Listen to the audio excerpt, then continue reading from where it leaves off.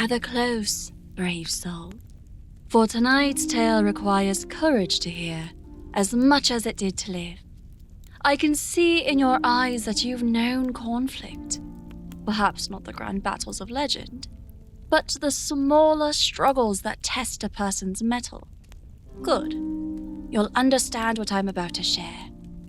The chronicle unfolds as dawn breaks over a town scarred by dragonfire, where ancient keep walls prepare to host the kind of siege that bards sing about for generations.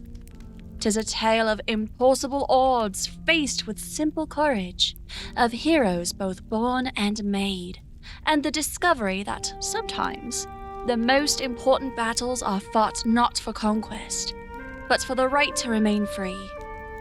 So steel yourself, friend, for this chronicle of the epic battle of the Keep's last stand.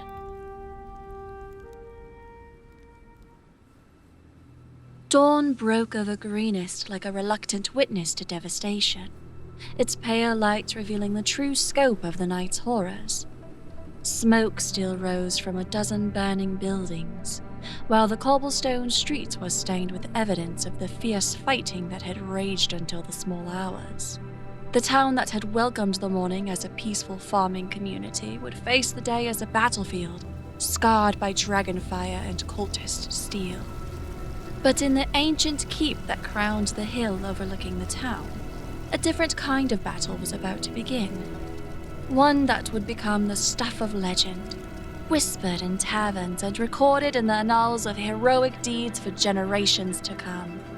Governor Nighthill stood on the keep's battlements, his weathered hands gripping the stone merlon as he surveyed the damage below. His formal robes had been replaced by a mail shirt and a helm that had seen better decades, artifacts from his younger days when he had served as a soldier before taking up the responsibilities of governance. The transformation was remarkable. Gone was the careful politician, replaced by a man who remembered what it meant to fight for something greater than himself.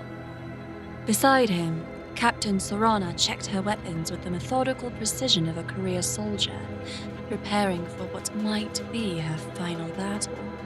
Her sword had been cleaned and sharpened, her armor adjusted and secured, her shield repainted with Greenest's simple but proud heraldry, a green tree on a field of gold, symbolizing growth and prosperity in peaceful times. "How many made it to the keep?" Nighthill asked, though he dreaded the answer. 43 civilians, Soranna replied, her voice carrying the weight of all those who hadn't made it to safety. 12 of my guards, plus the militia volunteers who fought their way here during the night, and... She paused, glancing toward the keep's main hall. The strangers. 5 individuals who had been traveling through Greenest when the attack began, who could have fled into the night but had instead chosen to stand and fight alongside people they had never met. A dwarf cleric whose warhammer glowed with divine blessing, an elf ranger whose arrows never seemed to miss their mark, a human wizard whose spells had saved countless lives, a halfling rogue who moved like shadow made of flesh, and a dragonborn paladin whose very presence seemed to inspire courage in those around him. "They're not obligated to stay," Nighthill said quietly. "They've already done more than anyone could ask." "Try telling them that," Soranna replied, with something that might have been a smile under different circumstances. "The dwarf, Bruinor, I think his name is. He's been blessing weapons and armor all morning. Says he's not about to let some overgrown lizard terrorize good folk without a proper fight. The elf, Lariel, she's been teaching our archers how to aim for dragonwing joints. And the wizard Mira, she's working with old Heinrich to create some kind of siege defense using his forge magic and her arcane knowledge. The keep itself was a steady and controlled chaos as its defenders prepared for the assault they knew was coming. The ancient structure had been built in a different age, when such fortifications were necessary for survival rather than symbols of authority. Its walls were thick with stone, its arrow slits precisely positioned, its gates reinforced with iron bands that had been forged by master craftsmen whose names were lost to history. In the armory, Heinrich the blacksmith worked alongside Mira the wizard in an unlikely partnership that combined mundane craftsmanship with arcane knowledge. The old smith's massive arms swung his hammer with practiced precision, while the young mage wove enchantments into the metal with gestures that seemed to dance in time with the rhythmic pounding. Never thought I'd see the day when magic and smithwork would marry so nicely, Heinrich commented as he shaped a spearhead that glowed with inner fire. Your spells are holding true in the metal, lass. These weapons will bite deep into the dragon. And your craftsmanship gives my magic something solid to anchor to, Mira replied, her voice tight with concentration as she maintained the complex enchantments. I've read about such collaborations in ancient texts, but I never imagined I'd be part of one. The old masters would have called this forge singing, the harmony between physical creation and magical enchantment. Their work was interrupted by the arrival of Snapjaw, the kobold who had surprised everyone by switching sides during the night's fighting. His small frame was draped in a makeshift tabard, bearing Greenest colors, and his reptilian features showed a mixture of determination and barely controlled terror. Big trouble coming, he announced in his distinctive broken common. Cyanwrath is gathering forces at the base of the hill. Not just random attack this time. Real siege towers, scaling ladders, magical support. They mean to keep properly. Heinrich and Mira exchanged glances. They had perhaps an hour before the assault began in earnest. How many weapons can we enhance? Mira asked. With your magic holding strong? Maybe 20 more. Enough to give our best fighters an edge. But not enough to arm everyone. Heinrich's expression was grim. It'll have to be enough. Meanwhile, in the keep's great hall, an impromptu war council had assembled around the massive oak table that had served the region's leaders for over 2 centuries. The group was an unlikely collection of professional soldiers, civilian leaders, and adventurers whose paths had converged at this moment of crisis. Bruenor Battlehammer, for that was indeed the dwarven cleric's full name, as he had proudly announced to anyone who would listen, spread a hand-drawn map of the keep's defenses across the table's surface. His knowledge of military engineering was evident in the detailed annotations that he had made, marking fields of fire, potential weak points, and suggested improvements. The main gate is our strongest point, he said in his gravelly voice. But it's also where they'll concentrate their attack. We'll want our best fighters there, backed by missile support from the walls. The eastern wall has that crack from the old earthquake. We'll need to watch it carefully. A determined group with scaling equipment could exploit it. Laeriel, the elf ranger, nodded, her keen eyes studying the tactical situation with the patience of someone who had spent decades reading landscapes for signs of danger and opportunity. I can position archers to cover the eastern approach, she offered. My people know how to make every arrow count.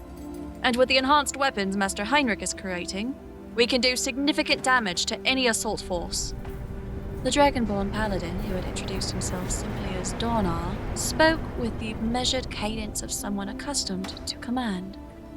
The cultists will likely try to demoralize us with displays of force before the main assault, he said, his metallic voice carrying the authority of experience. They'll want us to see their numbers, to understand how hopeless our situation appears. We must not let fear take root among the defenders. Easier said than done, muttered Captain Soranna. Most of these people are farmers and shopkeepers. They've never faced a real battle, let alone a siege by professional soldiers and dragons. Then we give them something to believe in, Governor Nighthill said firmly. We show them that heroes are not born.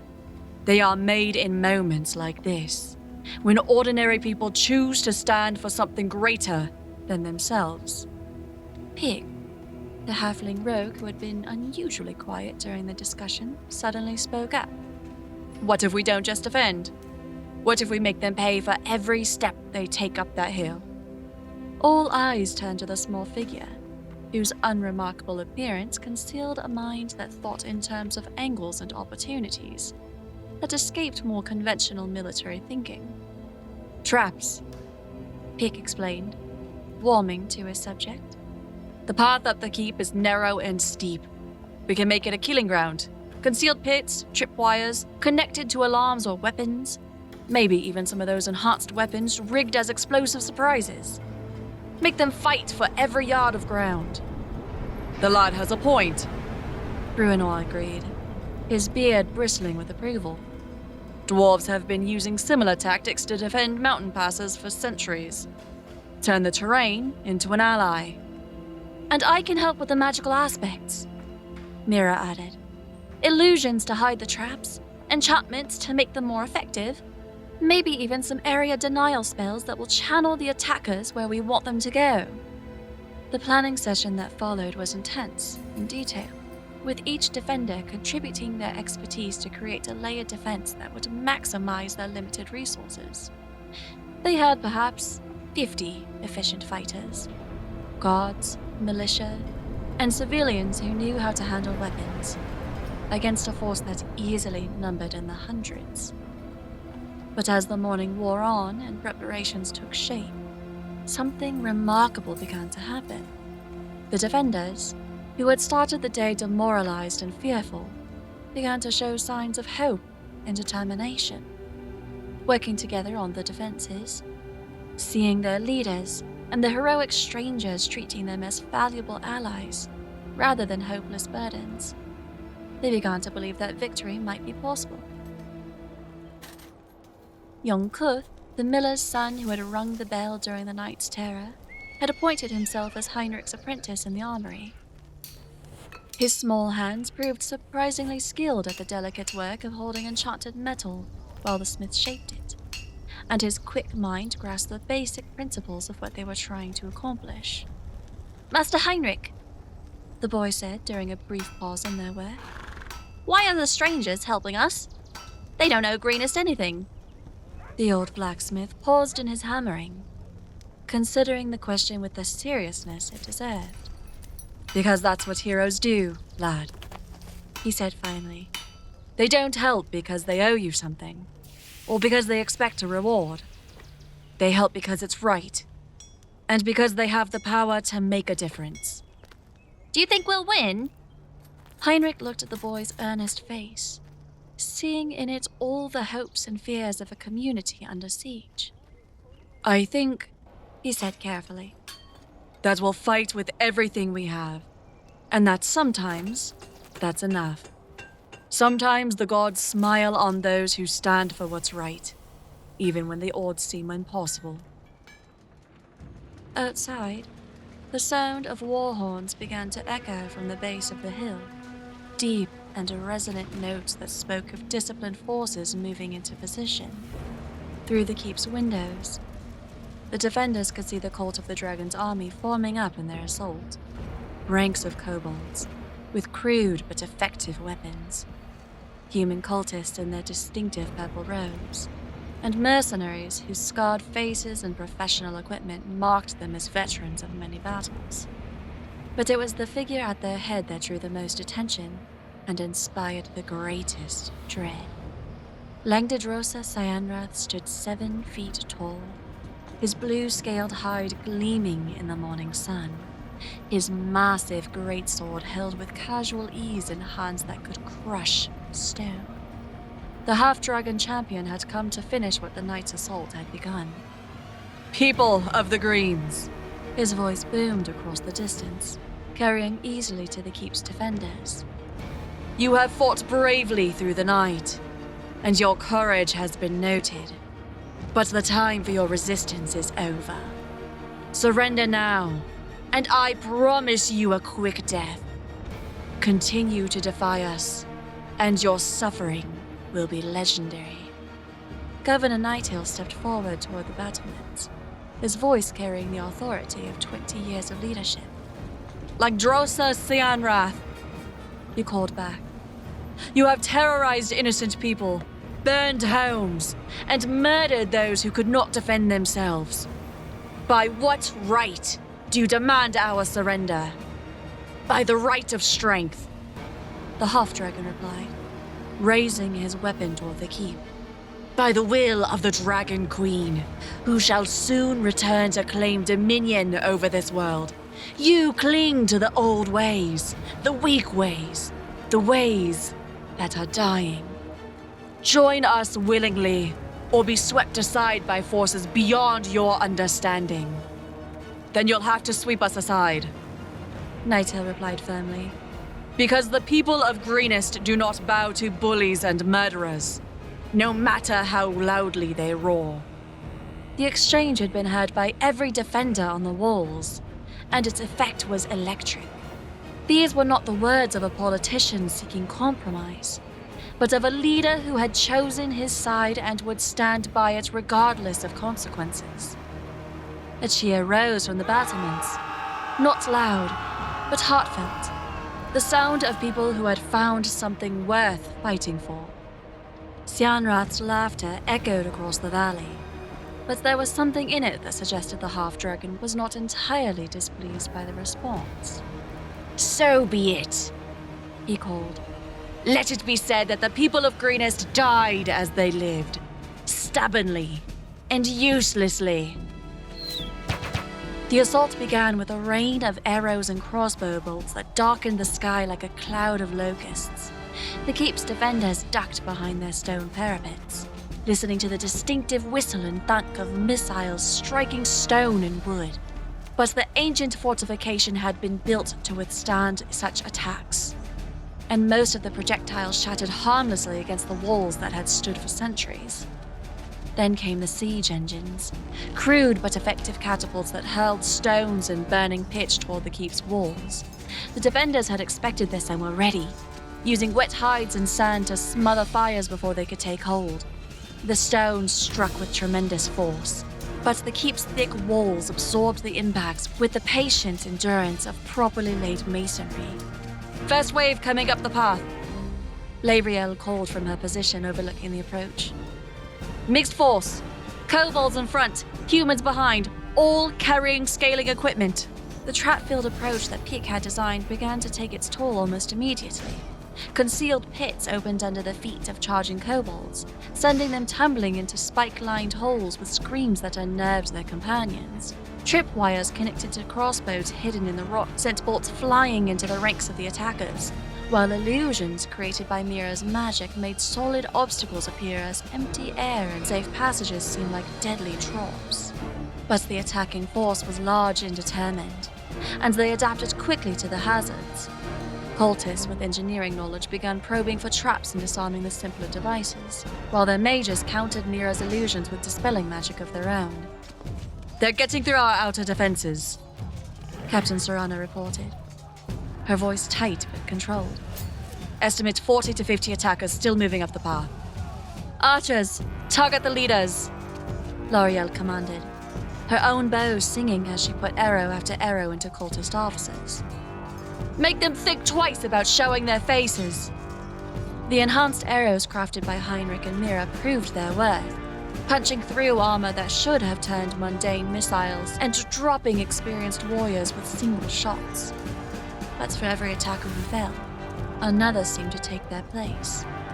The first scaling ladders reached the walls just as the sun reached its zenith, turning the siege into a battle of desperate heroism on both sides. Defenders pushed the ladders away with long poles, only to see them replaced by others. Attackers climbed with grim determination, knowing that retreat meant facing Cyanwrath's wrath. It was during this phase of the battle that the individual heroics that would become legend began to emerge. Bruenor held the eastern wall almost single-handedly, his blessed warhammer crushing skulls and shattering weapons with equal ease.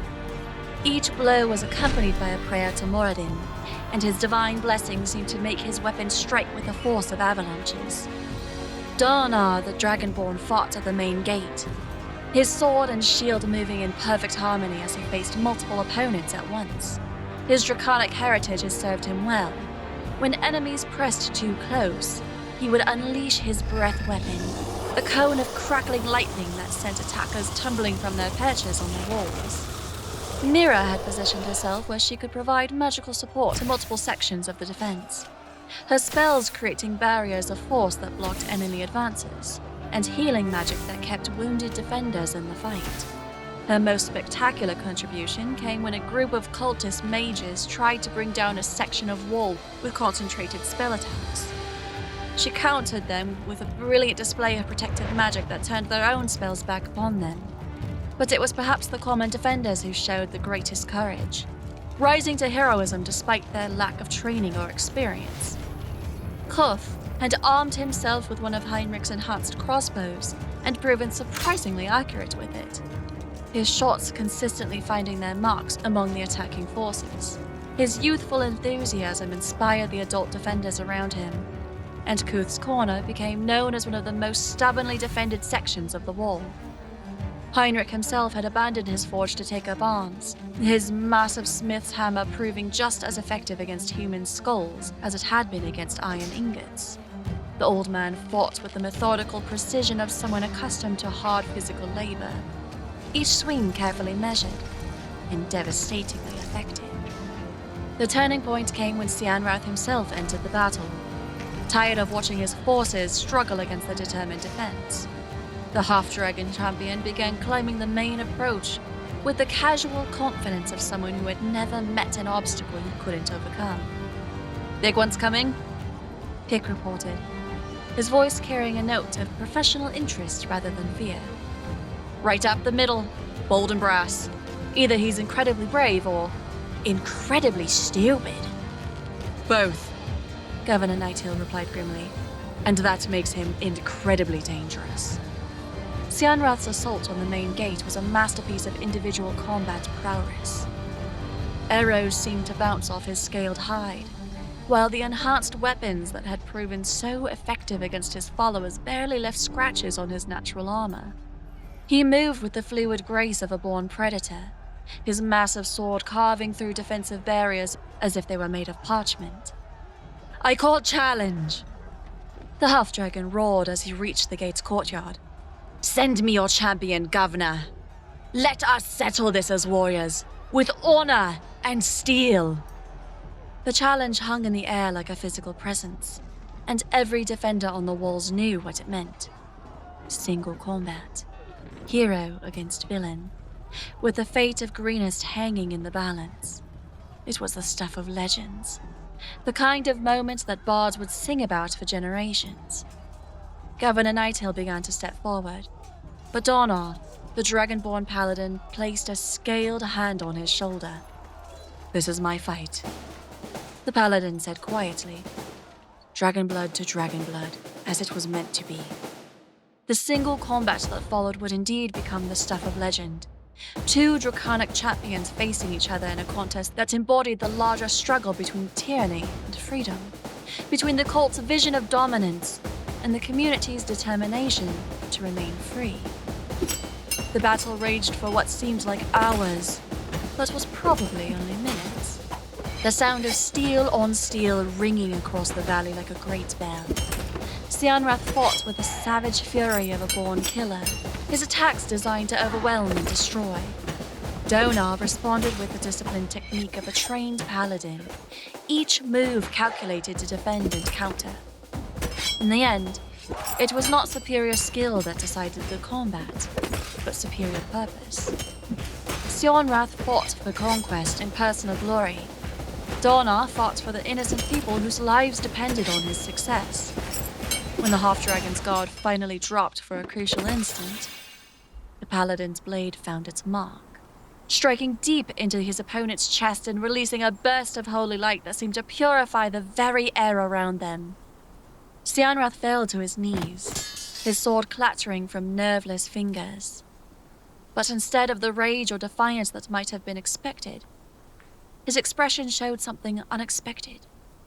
Relief. "Well fought," he said, his voice carrying a note of genuine respect. "Perhaps there is honor in this world after all. Perhaps." His words trailed off as he collapsed, the light fading from his electric blue eyes. The silence that followed was profound, broken only by the sound of wind through the keep's ancient stones. The attacking army, seeing their champion fall, began to withdraw down the hill in confused and demoralized groups. Without Cyanwrath's leadership and the certainty of victory he had represented, their will to fight had evaporated like morning mist. As the sun began to set over Greenest, the defenders of the keep stood victorious but exhausted. They had faced impossible odds and emerged triumphant, not through superior numbers or equipment, but through courage, determination, and the kind of heroism that emerges when ordinary people are called upon to do extraordinary things. The epic Battle of Greenest Keep would be remembered and retold for generations, but perhaps its greatest legacy was not the tactical victory, or even the individual heroics that had made it possible. It was the proof that when faced with overwhelming darkness, light could still prevail, not through the actions of legendary heroes, but through the collective courage of a community that refused to surrender its values or freedom. In the gathering twilight, as the people of Greenest began to emerge from their hiding places and survey the damage to their town, they did so with heads held high. They had faced the dragon's fire and emerged unbroken, their spirit intact and their determination stronger than ever. The cult had learned a valuable lesson that night. Some things are worth fighting for, and some people will never bow to tyranny, no matter how loudly it roars. And so this tale draws to a close. Though its echoes may linger in your dreams, the fire burns lower now. But don't despair. I've countless more stories waiting to be shared with you. If this tale stirred something within you, if it reminded you why magic still matters in this mundane world, then please, light your own beacon. That glowing thumbs up tells the spirits of story that our fellowship grows stronger. Subscribe to join our circle permanently and ring the notification bell. That way you'll know the moment I return with new chronicles. The fire burns brightest when more souls gather round it. Wouldn't you agree? Now, if that's the case, share this tale with another weary soul who needs it, reminding them that adventure still exists. Tag a friend who would appreciate a good story by the fire. The more who believe, the more real these worlds become. And if you're new to our hearth, explore the playlist of chronicles that I've gathered. Tales of heroes and villains, love and loss, magic and mystery, each one carefully chosen for souls like yours. Until the fire calls us together again, may your own adventures be worthy of legend, and may you never lose the wonder that brought you here tonight. Travel or sleep well, brave soul. The long rest awaits your return.